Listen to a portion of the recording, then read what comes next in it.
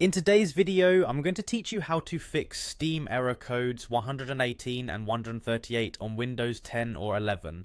Encountering these error codes can be a bit of a hassle as they often prevent you from accessing or loading content within the Steam application. However, there's no need to worry, we're here to walk you through the process step by step, and by the end of this video, you'll be back on track in just 5 minutes. Let's get started by heading over to your desktop search bar. Here, type in Windows Defender Firewall and press enter. This tool is crucial when troubleshooting error codes, as it might be the cause of connection issues with Steam. Now, once you see Windows Defender Firewall appear in the search results, give it a click. This will open up a window that lists many security features available in your Windows system.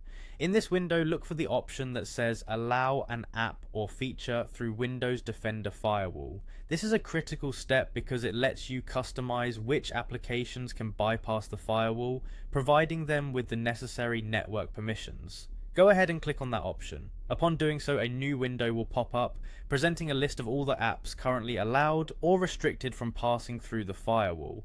Scroll through this list to find Steam. As Steam is very popular, it should already be present there. If it is, select it. However, if you don't see Steam in this list, don't worry, I'll show you what to do next. Before we proceed, make sure that the boxes under both private and public network settings are checked for Steam. This ensures that Steam is allowed through the firewall no matter what network you're connected to. Now, if you didn't find Steam earlier in the list, click on Change Settings, which will enable you to make adjustments.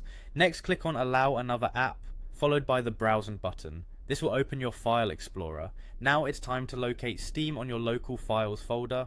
Normally you'll find these files in your Program Files or Program Files x86 folder under a directory named Steam. Once you've located it, select Steam and then click Add. This will ensure Steam is added to the allowed applications through your firewall. Completing these steps should resolve error codes 118 and 138.